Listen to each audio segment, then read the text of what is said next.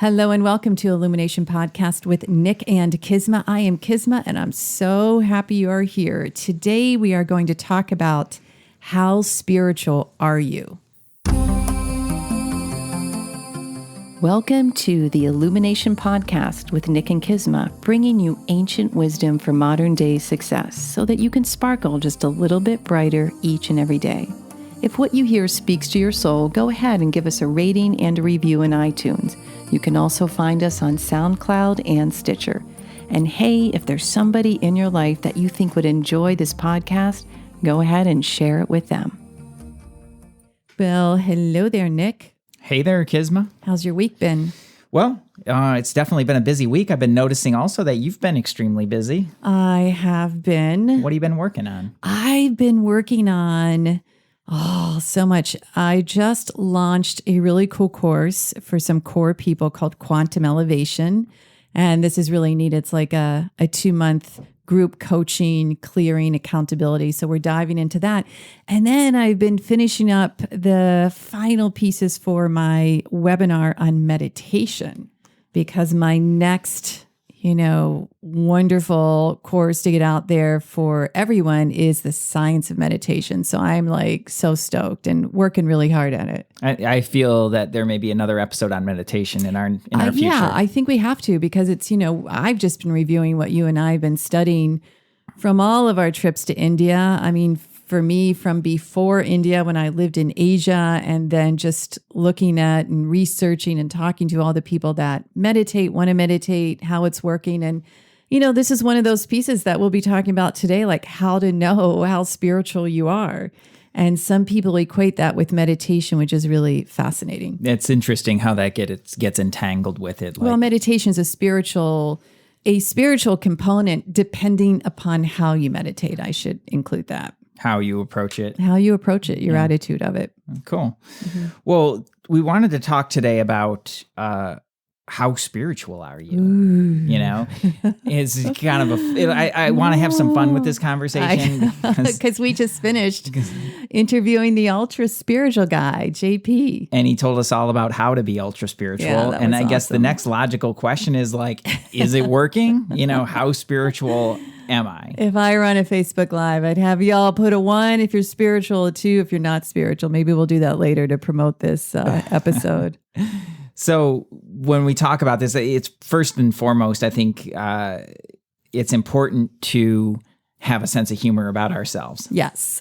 Do not take yourself too seriously. Yeah, that's one way to tell that you're not all that spiritual, right? Yeah. But we're going to get into it in a few of the different things that you can look for along the way.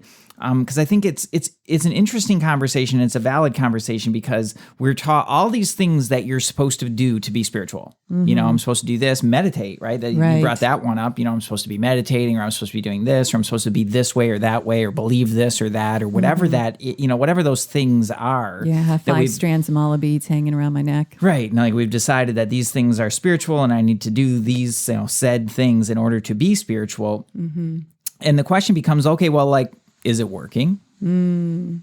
How spiritual are you? And it becomes very nebulous because, you might feel a particular way when you're chanting or when you're meditating or whatever that is that you're doing. You feel a particular way when you're doing it. So you're like, oh, it's working. Right. But if you don't look at it in the broader context of your life and your action and your work and your relationships, then you're actually all you're really looking at is one little sliver, and how it permeates into the whole is actually determining how much of that is getting through and how spiritual you actually are. Correct.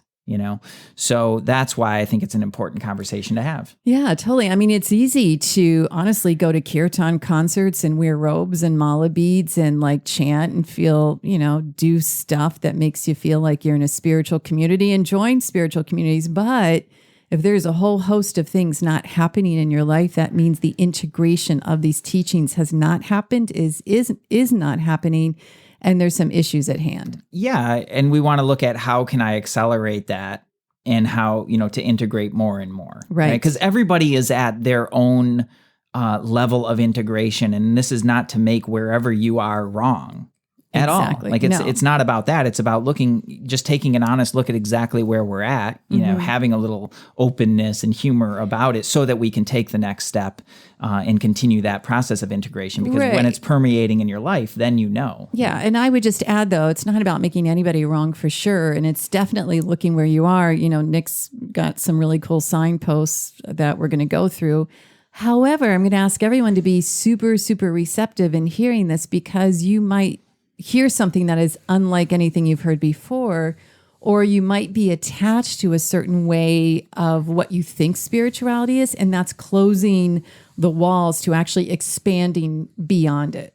Right. And I mean, I don't know how many times I've seen this, and I'm sure you've seen this too, is you see somebody that you would not expect to be a spiritual person. Right. But they reflect it in so many beautiful ways. Yes. So it shows up in very unlikely places. And when you know what to look for, then you can really see. And however that person, when we're looking out, you never really know what's going on inside of another human. Right. But what you can see is through their actions. And this is one of the things that he brings up in the Bhagavad Gita. Arjuna is asking, well, okay, you're telling me all about this enlightened person. How does he sit? How does he talk? How does he act? Like what, tell me, like what is this? What is this that you're describing to me? Like how would a person like me understand that? Yeah. How would they be in the world? Right. And that's what this is really all about. That's so cool. So these are basically characteristics of self-development. Is what you're doing actually working? And the very first one that I think is truly the most important and a fundamental piece of this is self-sufficiency. So important, self-sufficiency. So what this doesn't mean is I alone do everything. I alone am responsible for everything. The doer. Yeah. It's to say that you are self-sufficient in the world in the sense that you're not dependent on the world for your own sense of, say, well-being or your own sense of happiness, contentment, like whatever that might be, your own sense, really the best way to put it, your own sense of fulfillment. Good. Yes. Okay. And when we look at these, we can look at them on a scale. This is not like entirely all on or all off. It's like, okay, well, where do you lie on that spectrum? Yeah, I think that's important. Say that again. It's not all on or all off. It's like a scale, like a sliding scale. Yeah, it is. Like, where do you lie on the spectrum? Yeah. And so when we look at this, we've done episodes on attachment, right? And we've done episodes on relationships. We've done episodes on all these different things. But this is specifically about like how dependent are you on the world to feel okay, to feel fulfilled. Right. Right. And so many times we've talked about that house of cards that gets built of like, oh, I'm going to have everything be a specific way. And when everything is that specific way, I'll feel X, I'll feel happy. I'll feel contented. I'll finally feel at peace. Good luck, everyone. It's going to be lifetimes. It's a house of cards because it's dependent on the world. And if there's one thing that we know about the world for sure, it's that it's constantly changing. It totally is. Like, can you imagine, everyone? You're waiting for this puzzle for like the last 10 pieces to be put in, and this piece number 9 and 8, and then you're down to piece 3, 2, and you put piece 1 in, and then all of a sudden the puzzle shifts into a whole different shape and form. That is life. So we can't wait for that final piece. Right. And this ability to guide ourselves in a really positive way. So that's to say that, you're not constantly pulled by lower desires, It's not to say that you don't enjoy your life and enjoy things. It's just to say that you're not constantly pushed and pulled without control. Yeah, you're not reliant on going out and partying every night to be happy. You might go and celebrate. You might go and have drinks, restaurants, whatever. That's like enjoy life. But that is not the cause of your happiness or fulfillment. Right. And so you can see this, say, if you're reaching the end of your workday and you're craving that drink. Right. And just really wanting to have that in order to, mellow out from the day, or in order to take the edge off, or whatever that is. Like if you're looking to check out from that, well, that's a dependency on an external thing to make you feel a certain way. Exactly. Same thing with the coffee in the morning.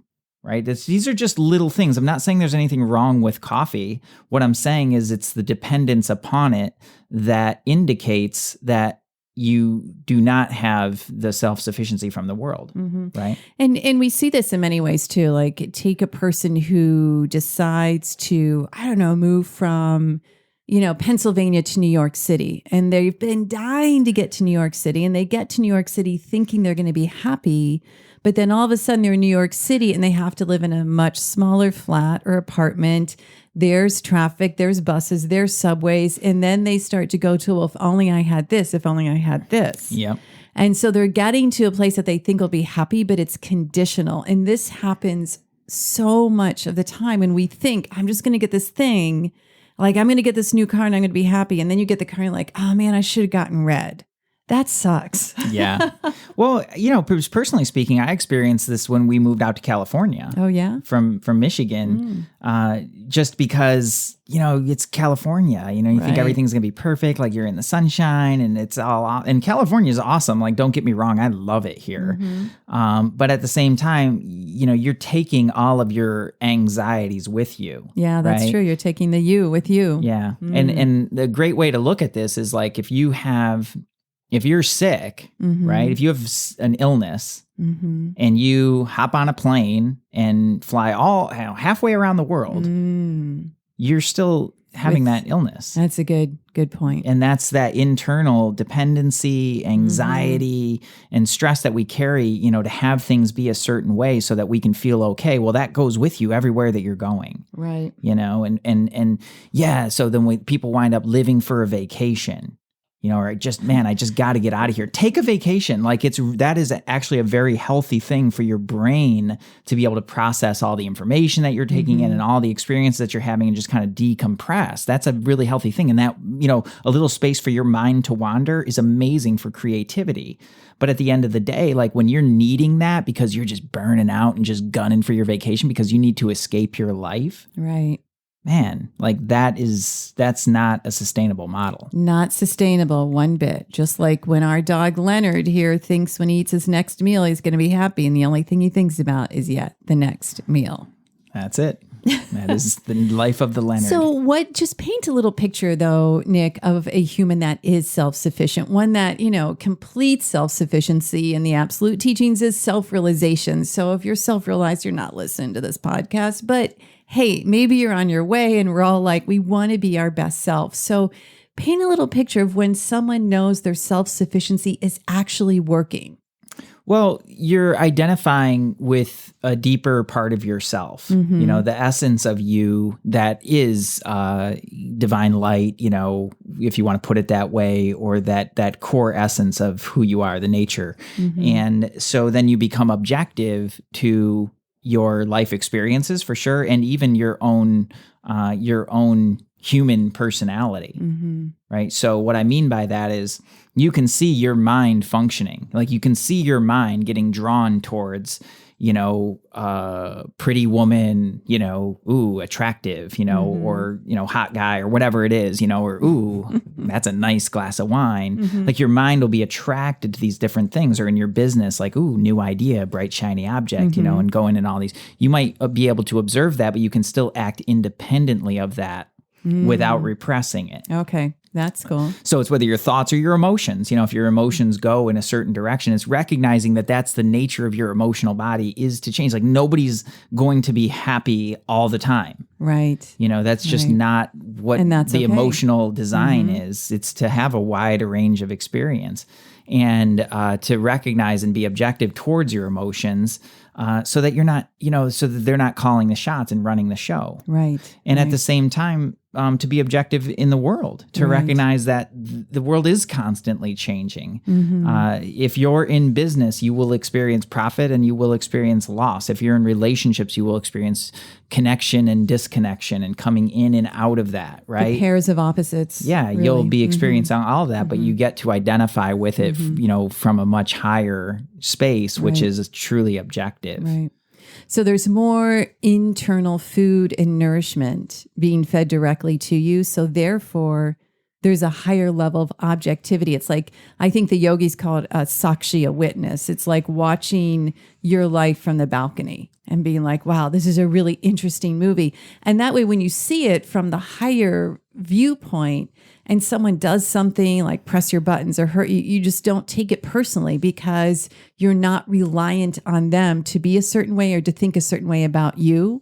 And you continue to do your work. So you can be like, well, that's their gig. They got to figure that out. I'm so glad you brought that up. I almost forgot about that of like that's such a big piece of like what others are going to think of us. Who cares? You know, and this is one of the biggest regrets. I was doing some research for a project I'm working on. And one of the biggest regrets of people on their deathbed is that they wish that they had lived the life the way that they wanted to rather than the way that others expected them. So come on, people, let's do it. But what a great example of that lack of spiritual development. Yeah, you know? totally. Because the spiritual development, the true spiritual development, this alignment, this state, this internal knowing and power and certainty and confidence is like, you're going to speak your voice no matter what. You're going to do what you're here to do.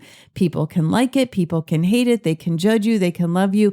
That is not what fuels you. What fuels you is your inner knowing of this is what I'm here to do. Right. And what's happening for them is they're laying on their deathbed. They're really looking at, well, what is most important in my life?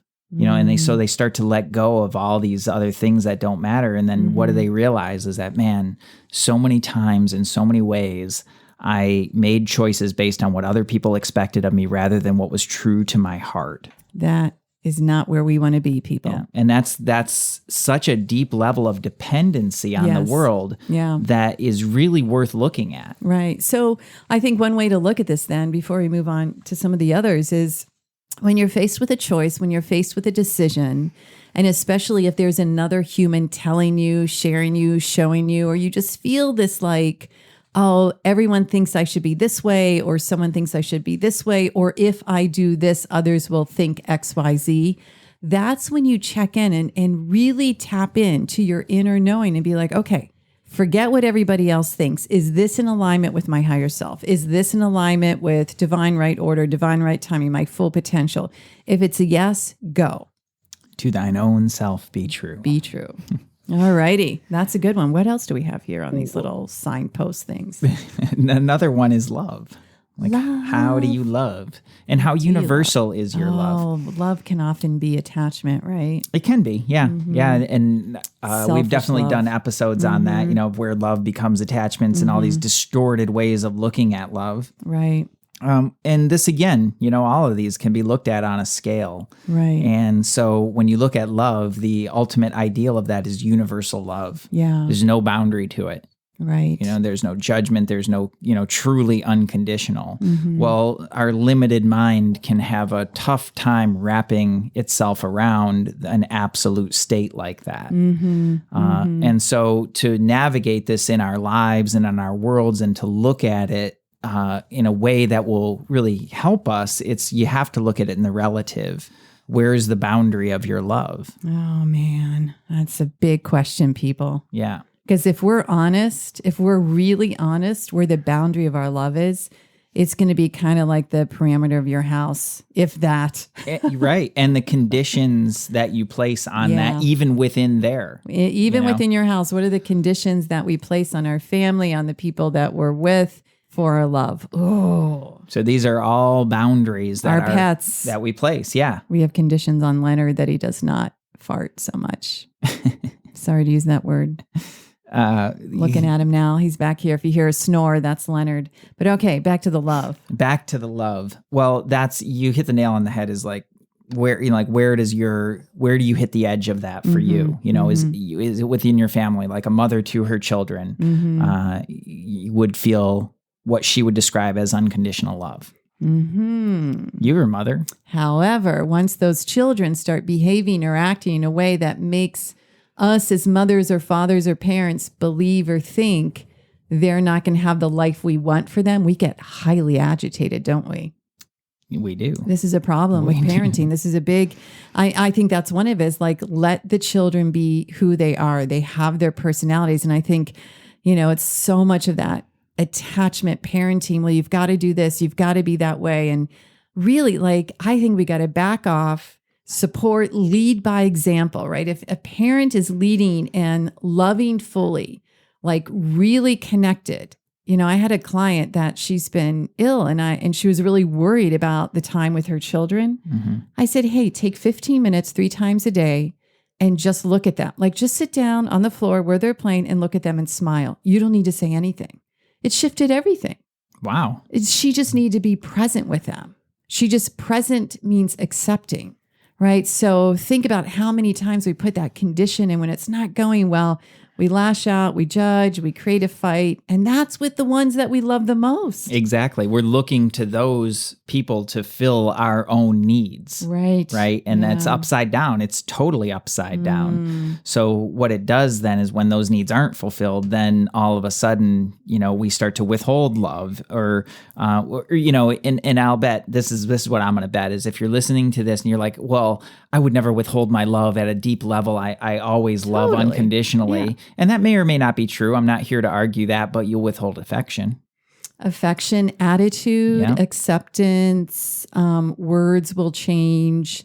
They're welcome to being human, everyone. We're not saying we had it all figured out here, but it's something to keep a pulse on, and I've shared this story so many times, but it's worth repeating. That one trip we were in India and this was, we started to go when Zoe was 13 and she went with us at 14.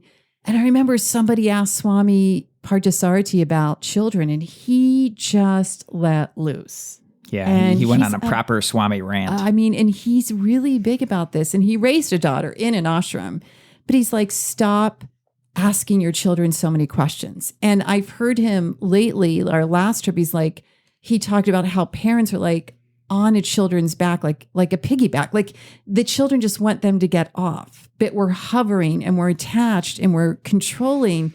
And he's like, stop asking questions and just lead by example. And this was something that I feel when I went back and I had that infamous car ride. I picked up Zoe at school where I usually ask 100 questions because, like we moms, we want to know what's going on. Who'd you eat lunch with? How'd you do on your algebra test? What, all these like silly questions. And she got in the car and I just shut my mouth, just absolutely shut my mouth. And 3 minutes into the ride, she's like, hey, so mom, how was your day? It always cracks me up, but it works. So allowing that space with our children to grow and live, but us doing our piece to be the best human we can be. Yeah. Yeah. Now, as you start to expand that out even further, as it starts to get even more mind-bending. So if you just look at within your intimate relationships and the people closest to you, all of the conditions that you put on them in order for you to give them your affection or your love and that, like that in itself, I think is pretty staggering and shocking. But when you start to expand that outside of those boundaries to your community or to your nation or beyond that to the whole world, that's where it really starts to become a mind bender, because now you look at these people who have just radically opposing views from you, right? Or who do horrible things in the world. And so one of the things that I hear a lot is, well, hate the sin and love the sinner. And, people get into this whole conversation and they're saying like what is happening is actually they're deeply out of integrity in the sense that they're saying that they love that person, but they're condemning everything about that person. And so it's lacking a true sense of empathy. And that's because of the judgment that's placed on them, which is actually your attachment to them being a certain way in order to be worthy of that love. Well, it's a tough one when you're faced with criminals and terrorists who do really tricky, horrible things. So I guess one thing we can look at is people are living and running from a lot of negative programs, right? A lot of what we call emotional identities, experiences, past lives, karma, and very destructive and devastating. So it is very tricky to look at that person and accept and to love.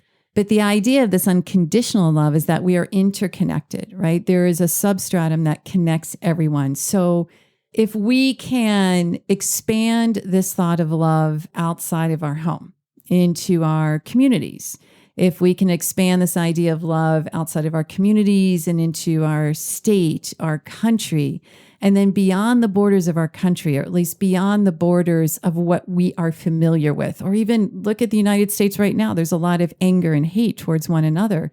So it is, for me at least, I can say very difficult when you look at someone who does highly destructive things, but yet at some level, the interconnectedness means that there's an energy force running between all of us. And perhaps that's where we start with the love.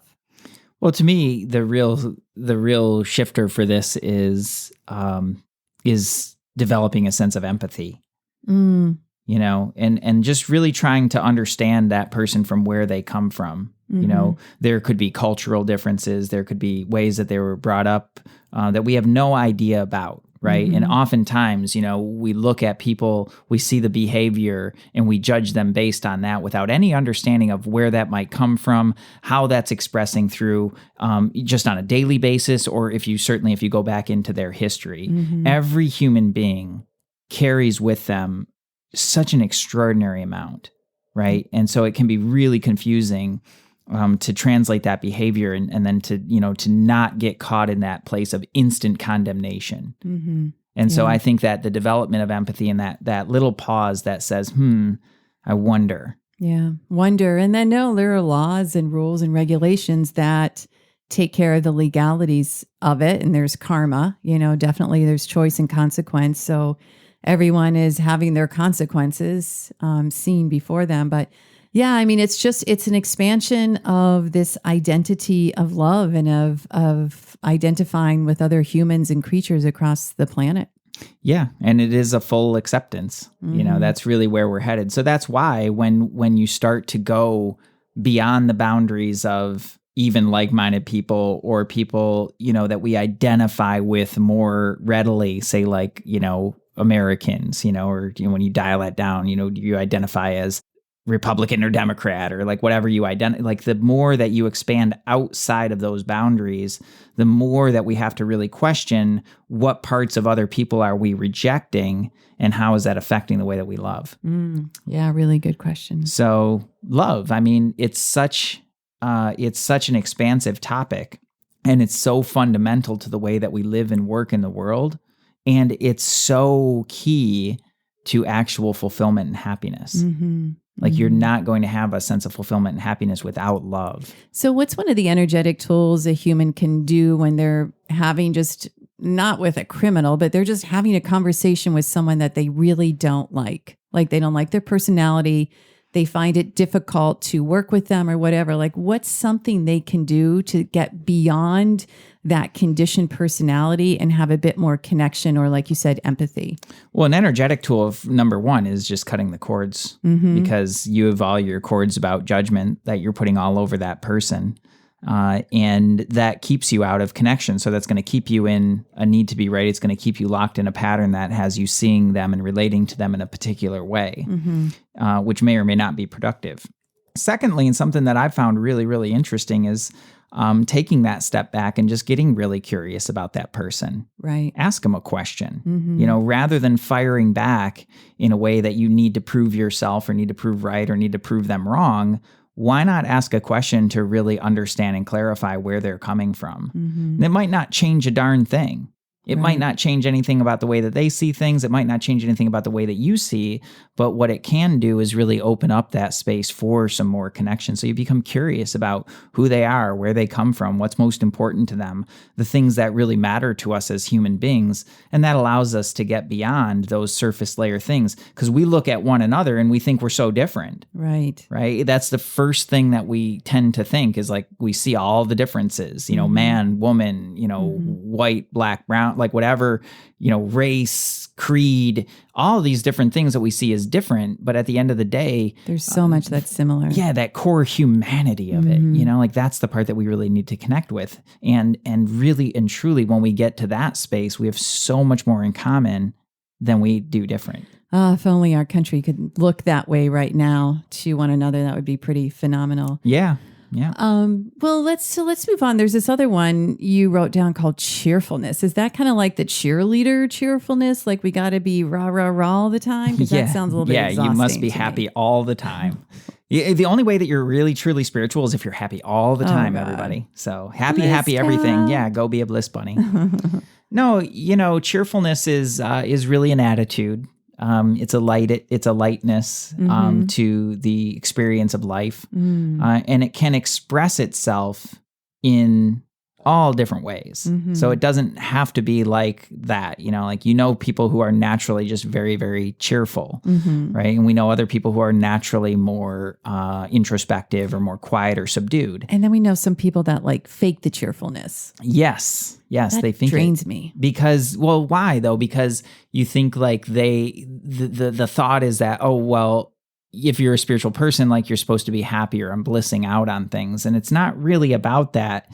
But that cheerfulness is a signpost to look to see, am I fulfilled? Like, can I carry with me a sense of lightness as I walk in this world? And it, like I said, it may express in very subtle ways. Yeah. And it's not about just being happy all the time. It's much more about that internal lightness as you move through your experience and of as life. you approach the world, as you view things. And I imagine with a cheerfulness, with that lightness, then the likelihood of getting attached is going to be way less.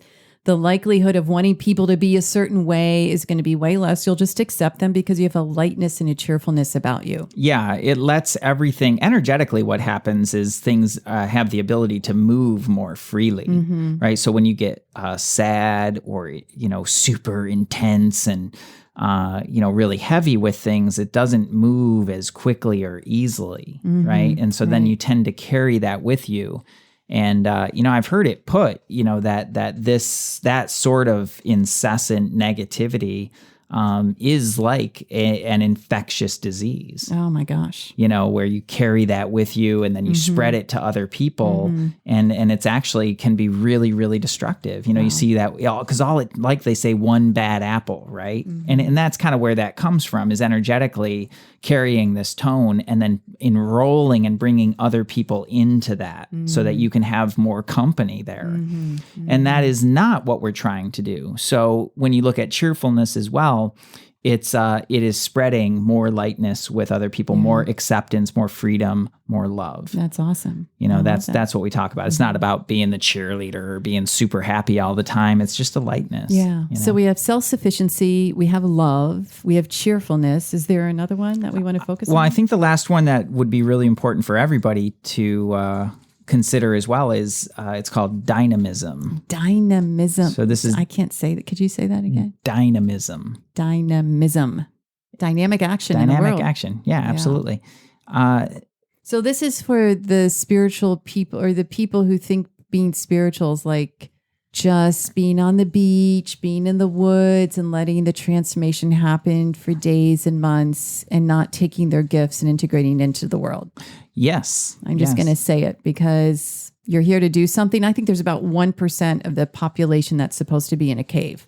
Yeah, 1% I think is a exaggeration. Definitely more than less than that. So it's taking all that peace and being dynamic in the world. Exactly. This is also for the people though who feel like, oh, I have to constantly push through. Oh, that's heavy. Constantly, be in this super like frenetic action in order to be dynamic, and that neither of those are actually true. Right? No, not at all. Dynamic action. The reason that this is a signpost, so you're looking like, how does this reflect into a person's life? Well, dynamic action, again, you can see somebody who is very active in the world, but they may be entirely frenetic about it. And that's not necessarily highlighting that person's spiritual growth. So this is always better when you're looking at yourself and your attitude towards action.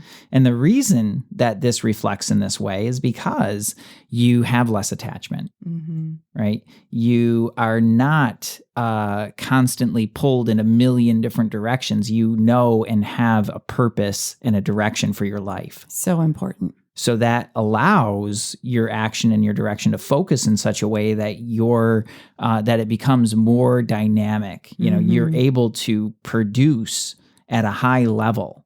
Right. And also do that without getting tired and burned out, and without really at the end of the day, like just feeling like really just getting burned out. I guess is the best way to put it. Got it. Yeah. Yeah. So that becomes dynamic action, right? You have a peacefulness about it. So, in not getting yourself all stressed out. And you can get so much more done, because you're focused, because you have a peaceful state, and you go and you do what needs to be done. There's not this decision fatigue. Should I or shouldn't I? There's not a going into the past or the future. It's like present moment, go, present moment, go. Really a different state of being. And we've talked about this before. You change your state, you change your perception, you change your experience of life. Yeah. So somebody who's, this is why spiritual development is so important for productivity in the world, right? Many people, they either think that they think that this is not important. And so they make it different, like, oh, well, that's just my work life, and that's totally different. Well, it's not, it's you. You're at the center of all that.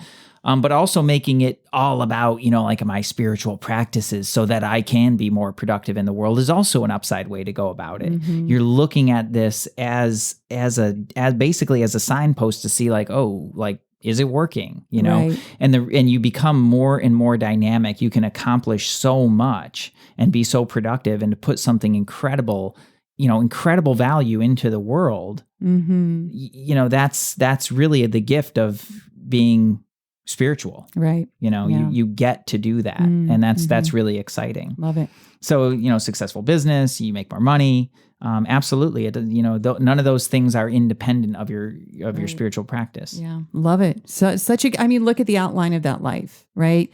Self-sufficient, embodying love towards yourself and to others, cheerfulness, and having dynamic action with a peaceful state. Like, it doesn't get much better than that. Yeah, that's how you know. And that's what we call grounded spirituality, everyone. So it's not a religion. It's not your ethnicity or your background. It's really being aligned to your highest full potential, your higher self. It's following the laws of the universe, the divine laws, and having this, this life where when you get to the end, because this too shall pass, you're not looking back with regret, which would pretty much suck.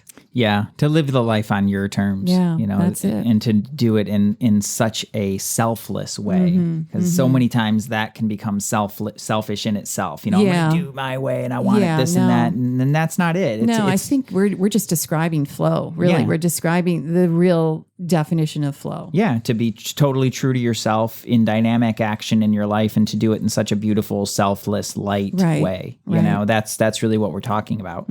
So. And again, not meant to have you look at in all the ways that you're not being this and everything like that. It's really just to take an honest look at where we're at. And if you're spending a lot of time and putting in tremendous effort with your spiritual practice, number one, I commend you. I think that's amazing, and go you. That's awesome. Right. These are just some things to look at and to consider. How is it going?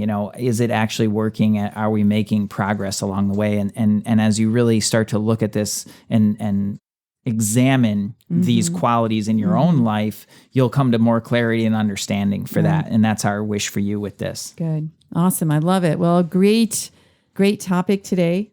Yeah. Thanks for bringing it to the table. And for anyone who has questions, info@sourcemovement.com. And please feel free to share this episode with anyone that you think it may help or they might love it. And we so appreciate you being here. Thank you so much. Namaste. Namaste.